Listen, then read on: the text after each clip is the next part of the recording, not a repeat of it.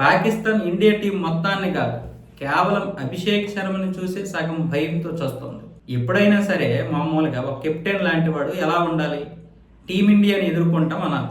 Pakistan captain అయినా లేకపోతే ఎవరైనా సరే, లేదా అవతల ఏ టీం ఉంటే ఆ టీంని మేము ఎదుర్కోగలం, ఆ సత్తా మా దగ్గర ఉంది, మా ఆటగాళ్ళకు ఉంది అనాలి. కానీ ఏకంగా పాకిస్తాన్ కెప్టెన్ అయినటువంటి సల్మాన్ అలీ ఆఘా నిన్న ప్రెస్ మీట్లో మాట్లాడుతూ అభిషేక్ శర్మని మేము డెకౌట్ చేస్తాం, దానికి సంబంధించి మా దగ్గర ఒక ప్రణాళిక ఉంది, ఆ ప్రణాళిక కూడా మేము సిద్ధం చేశాం, దానికి కొంత తర్ఫీదు కూడా పొందామంటున్నాడు.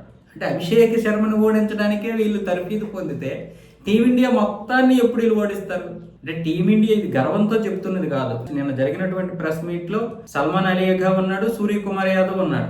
నాకు అందిన సమాచారం మేరకు అభిషేక్ శర్మ ఆరోగ్యంగా ఉన్నాడు, ఆయన కడుపు నొప్పి అంతా తగ్గిపోయింది, మంచిగా ఉన్నాడు.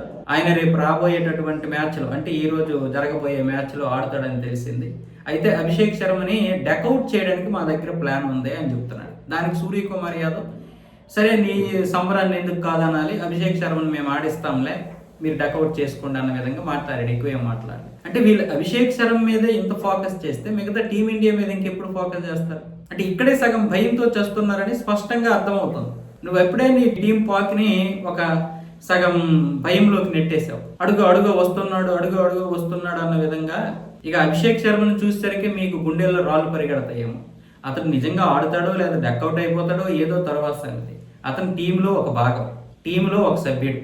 అలాంటి సభ్యుడి గురించి ఇంత చేస్తున్నారంటే సగం ఓడిపోయినట్టే పాకిస్తాన్.